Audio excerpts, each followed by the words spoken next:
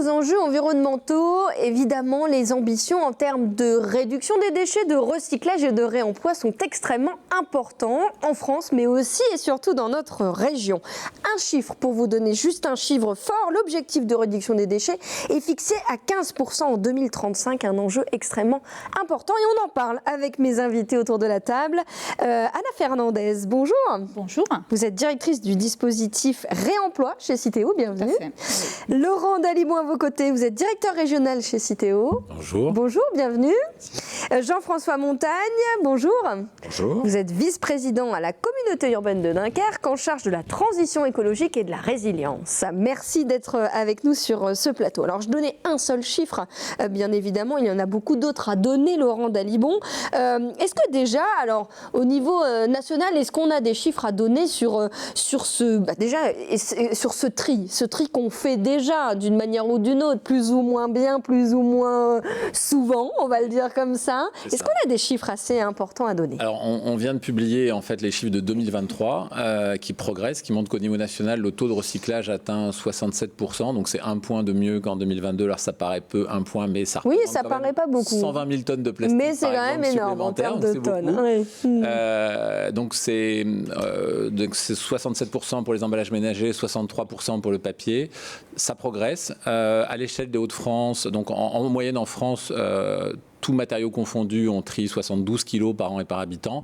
Dans les Hauts-de-France, qui sont le berceau du tri en France, puisque Dunkerque a été la première collectivité française à mettre en place le tri dans les années 90. C'est une région qui est plutôt vertueuse. Et le tri continue de progresser. Ce qui est intéressant, c'est qu'on trie 75, un petit 76 kilos. Donc ça continue de progresser. Ce qui est intéressant, c'est que ça progresse en fait sur les matériaux compliqués, ou les plus compliqués, on va dire, comme le plastique par exemple, qui progresse de 15% entre 2022 et 2023, et globalement les légers progressent de 5%, là où certains matériaux en fait diminuent parce que le gisement diminue, le verre par exemple diminue de 3%, ce qui est à peu près la diminution du gisement, et les papiers, parce que c'est la fin des prospectus publicitaires et l'érosion de la vente de presse papier, baisse aussi d'une dizaine de pourcents. Donc en fait certains matériaux diminuent parce que le gisement diminue, mais ce qui est intéressant, c'est que dans le même temps ça progresse sur des matériaux qui étaient un peu plus compliqué. Et ça, c'est le fruit de ce qu'on appelle l'extension des consignes de tri, donc la simplification du geste de tri. Le fait de pouvoir mettre dans le bac jaune, en fait, l'ensemble des emballages qu'on a en sa possession, notamment ceux qui sont en plastique, et qu'on puisse les mettre sans se poser trop de questions. Voilà. C'est ça. Mais libérer un peu le trieur. On va y revenir, parce qu'évidemment, cette poubelle jaune, on en parle beaucoup, et on se pose la question à chaque fois. Je peux pas, je dois pas. Ben voilà, on va revenir avec vous dans quelques minutes sur toutes ces questions. Avant cela, une réaction, évidemment. La communauté urbaine de Dunkerque, on vient de le dire, premier territoire à avoir mis en place ce tri.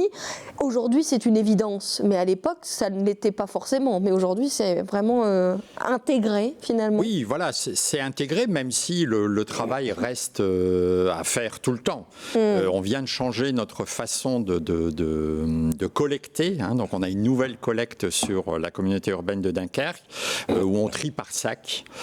Donc, dans le droit fil de l'extension des consignes de tri, qui nous a simplifié la vie. Faut bien le dire, effectivement, vous le disiez, quand on mange un yaourt, on se posait toujours la question, et l'opercule, je le mets dans la noire, je le mets dans la jaune. Maintenant, on ne se pose plus la question.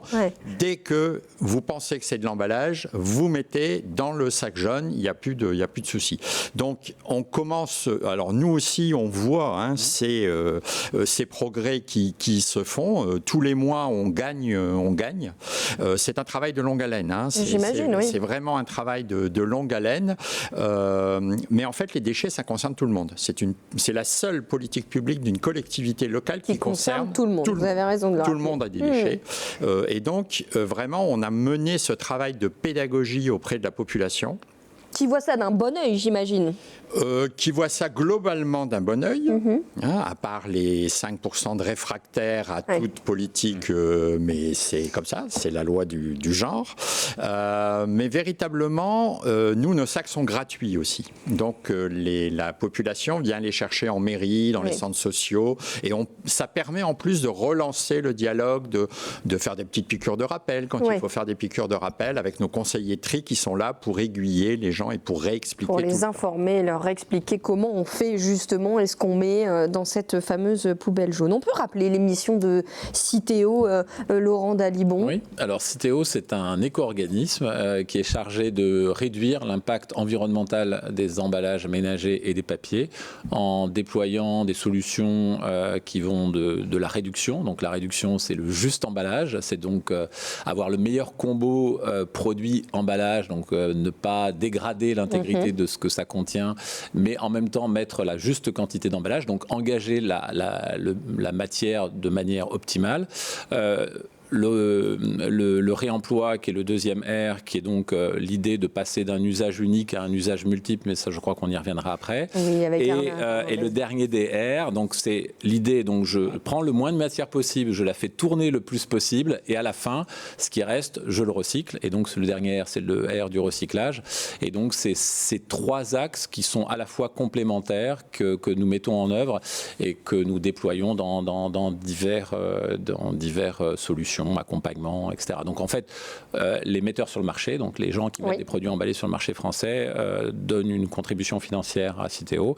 On va couvrir l'année prochaine 1,5 milliard quand même de charges. Et voilà, et on rend ces sommes aux collectivités, par exemple dans le domaine du recyclage, en fonction des tonnes qui ont été triées par les habitants. Donc plus je trie, plus j'ai de soutien. Voilà, dans une logique.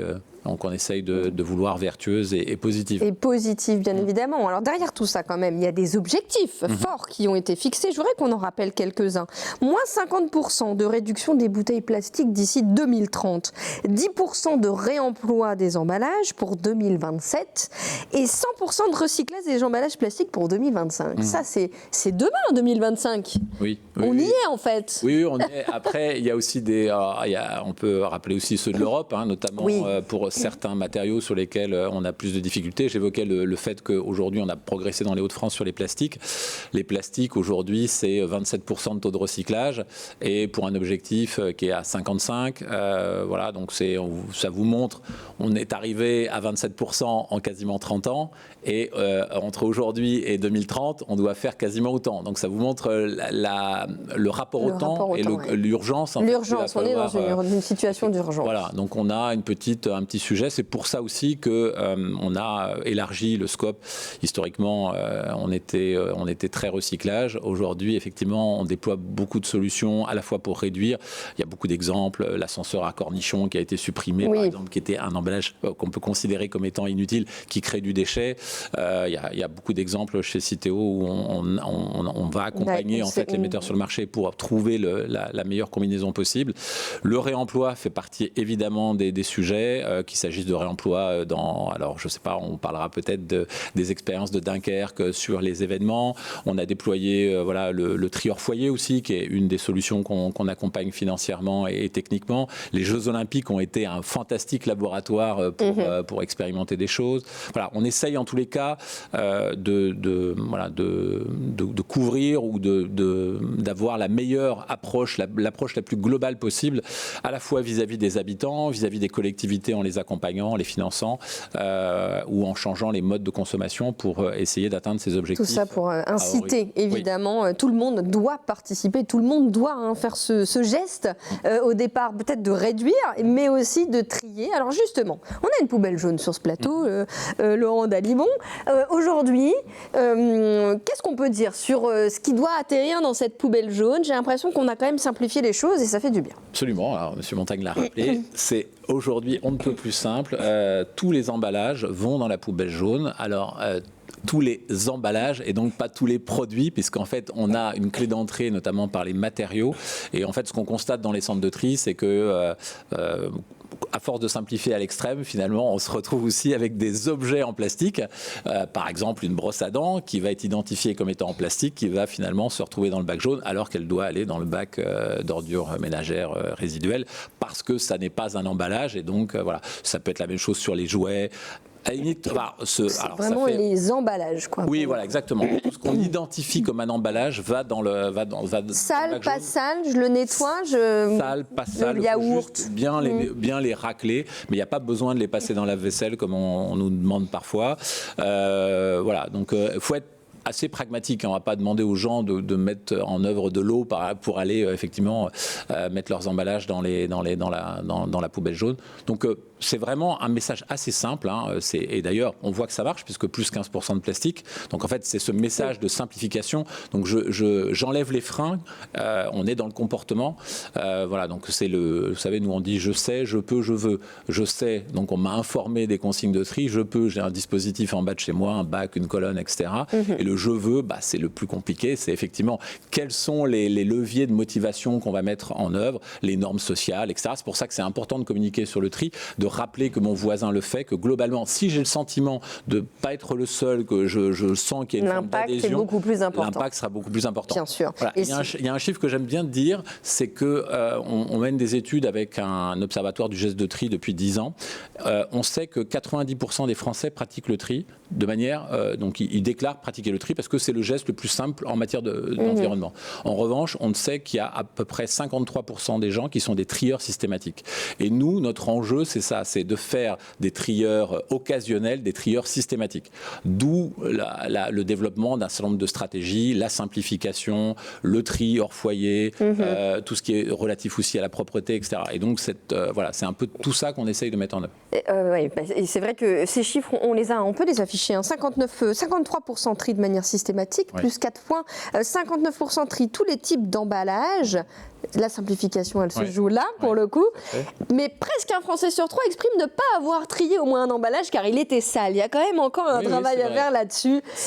Aujourd'hui, on racle, mais on n'a plus besoin de passer sous l'eau ou quoi que ce soit. C'est tout à fait. Alors, il y a une question de doute, en fait. Alors, donc, l'Observatoire met en exergue, effectivement, ces points-là, qui sont effectivement des doutes sur les emballages souillés, sur certains petits emballages où il peut encore y avoir un doute.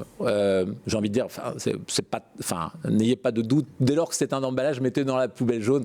Au pire, ça fait monter le taux de refus. C'est pas très grave. On peut toujours corriger un taux de refus. En revanche, si on n'a pas les quantités, on nourrit pas les usines. Et sans le geste de l'habitant, il n'y a pas de recyclage possible. Donc en fait, c'est l'habitant qui est la clé en fait. Donc c'est vraiment le je veux qui est vraiment important. Et donc il faut rappeler aux gens que en France, c'est 4 millions de tonnes recyclées, c'est 2,3 millions de tonnes d'équivalent CO2 qui ont été économisées.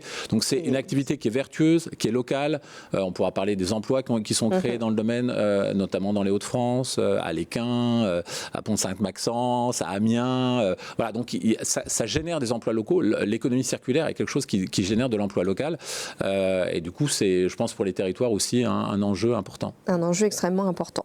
L'intelligence artificielle vient aussi ajouter de la technicité finalement, et notamment dans les camions qui ramassent les déchets.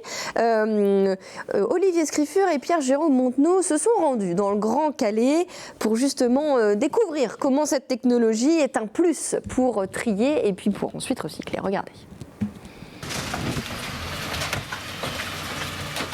A priori, c'est une collecte d'ordures ménagères comme une autre sur le territoire de l'agglomération du Grand Calais.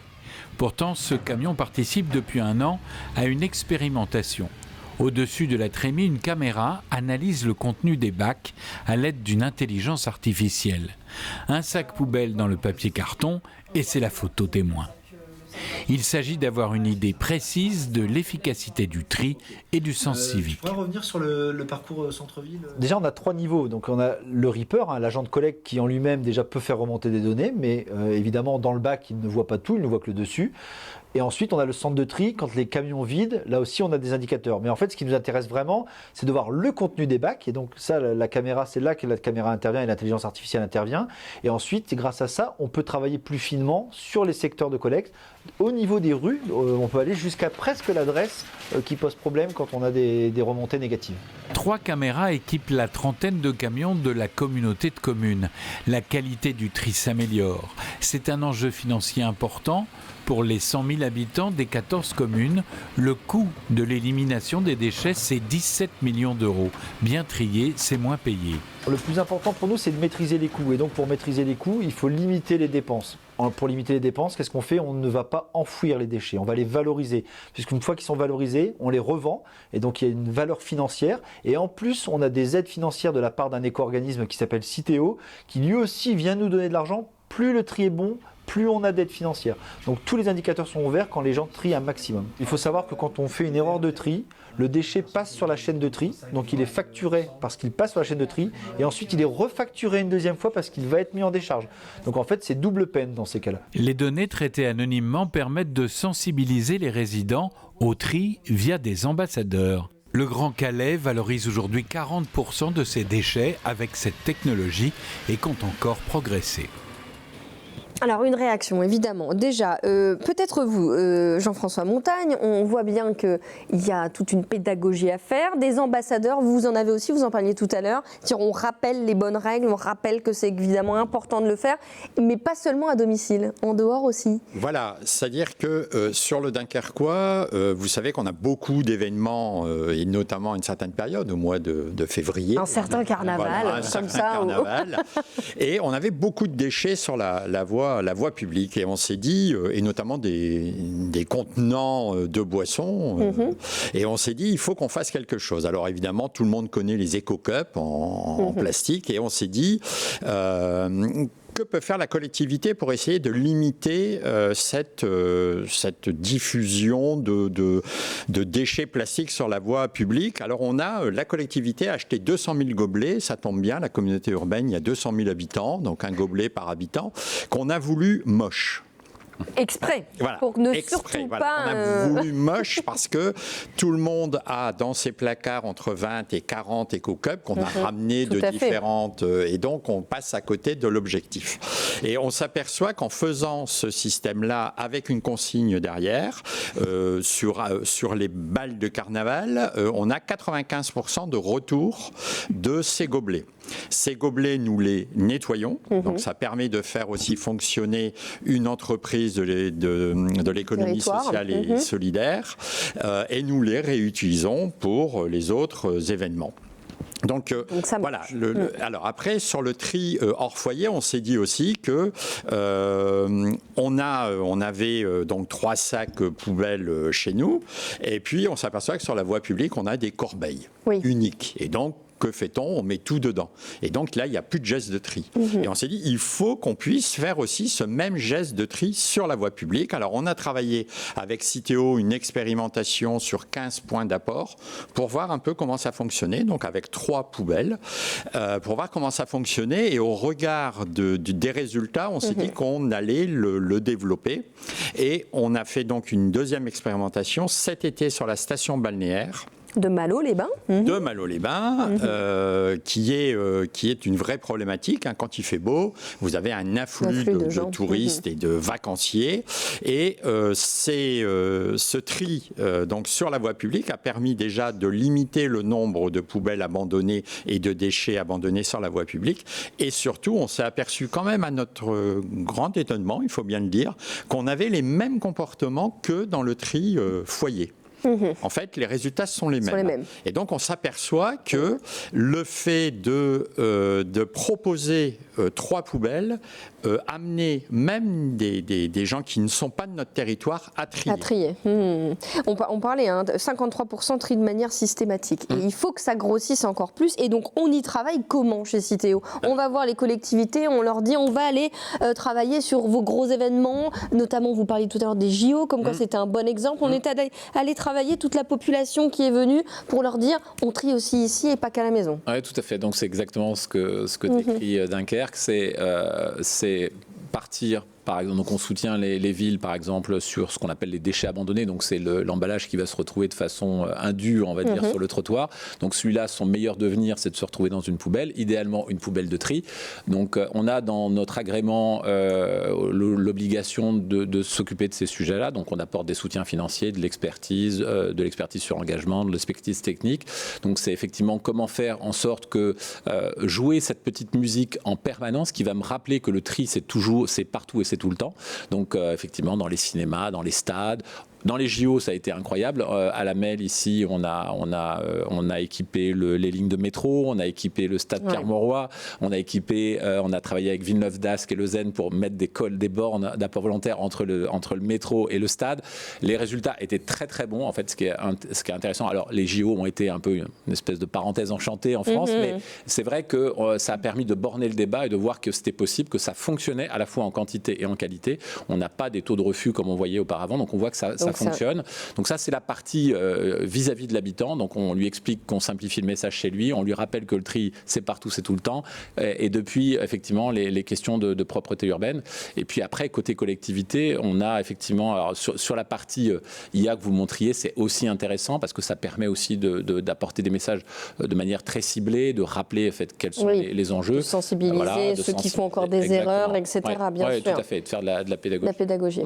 Bon, c'est extrêmement intéressant et important, on l'entend bien, et c'est vertueux, hein, vous l'avez dit plusieurs fois. Il y a de cette question du réemploi, on va en parler, parce qu'en plus, gros changement quand même dans notre région, qui est une région où on va expérimenter le retour de la consigne. Anna Fernandez, vous êtes directrice du dispositif réemploi chez Citeo, et un chiffre là encore, 100% des emballages en verre doivent être recyclés d'ici 2029. Sacré objectif auquel on répond par le retour de la consigne. Entre autres. Comme on disait tout à l'heure, donc avec des moyens complémentaires, les 3 R dont citait Laurent tout à l'heure, effectivement, une partie avec des réductions des emballages superflus et de faire le juste nécessaire, une partie avec les réemplois dont je vais vous parler, une partie effectivement avec les recyclages.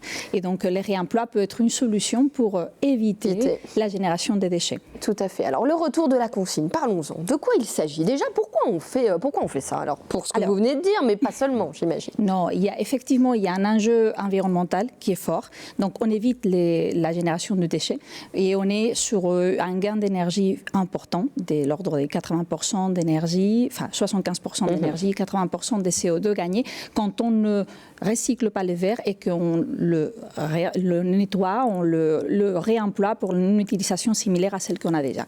Donc, effectivement, il y a cet impact environnemental fort et il y a également les cadrages réglementaires avec la loi AGEC en France et prochainement aussi la PPWR en Europe, qui sont des réglementations qui nous incitent à augmenter les taux de réemploi. Vous le disiez tout à l'heure, les 10% des emballages réemployés en 2027, c'est demain.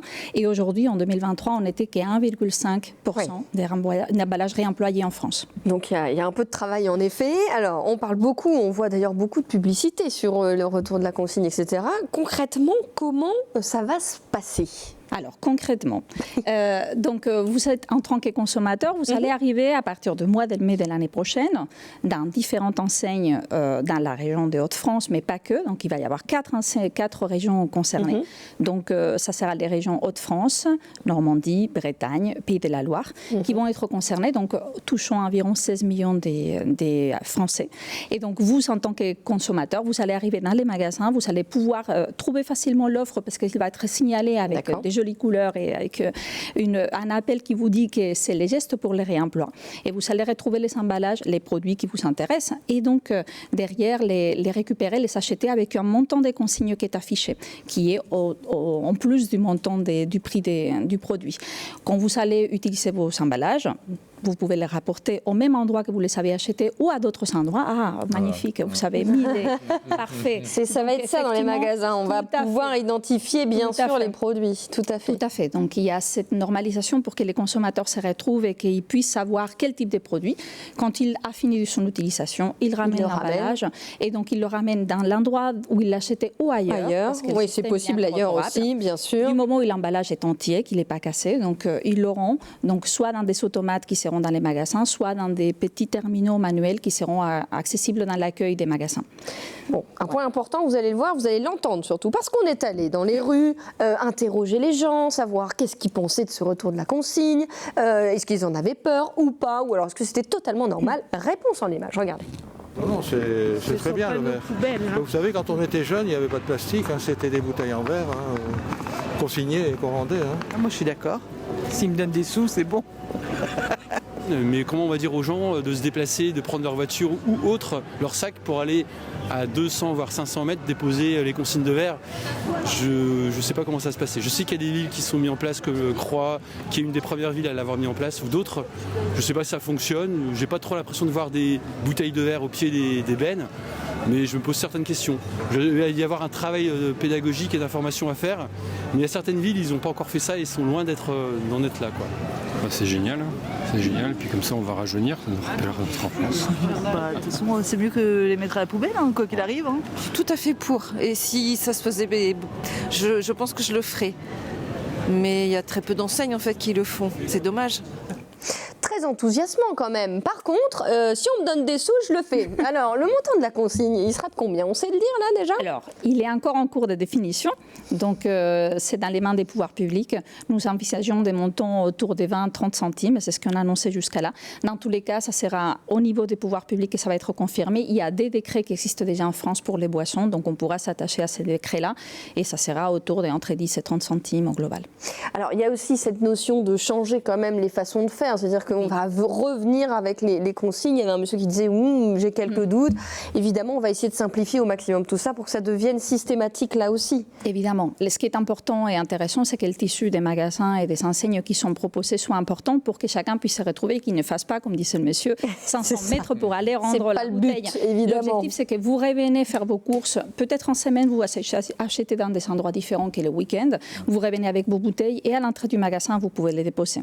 Donc, c'est l'objectif que ça soit simple et lisible par tous les consommateurs, que ces emballages-là ne partent pas dans les bacs à verre. Oui, bien sûr. Et la signalétique, pour le coup, elle est importante pour ça. Et Citeo intervient aussi évidemment là-dessus. C'est-à-dire que les beaux visuels qu'on voyait tout à l'heure, ce sera visible et on aura bien compris le principe, quoi. Avec toute la pub que vous faites, on le voit évidemment avec les campagnes que vous lancez en ce moment. Tout à fait, tout à fait. Il y a effectivement tout un rôle de Citeo qui se positionne en tant que financier du système. Oui. On est en train d'acheter les parts d'emballage standards. Il y aura différents types d'emballages, dont 6 emballages standards et aussi des emballages marques non standards. Mais tous les emballages standards seront achetés par Citeo pendant cette phase d'expérimentation.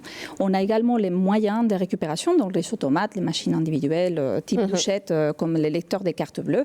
Et il y a également la mise à niveau des centres de lavage sur laquelle on est en train d'aider de manière financière. En plus de ça, nous avons l'impulsion du système parce que c'est nous qui pilotons l'ensemble du sujet. Par exemple, la signalétique que vous avez vue, c'est également Citeo qui l'a introduite, qui la propose. Donc voilà, au mois de mai, vous avez déjà compris que vous allez pouvoir passer évidemment changer un peu vos habitudes, mais c'est pour le bien de la planète, vous l'avez entendu. On compte sur vous dans les Hauts-de-France, on est déjà bons élèves, mais on continue à l'être.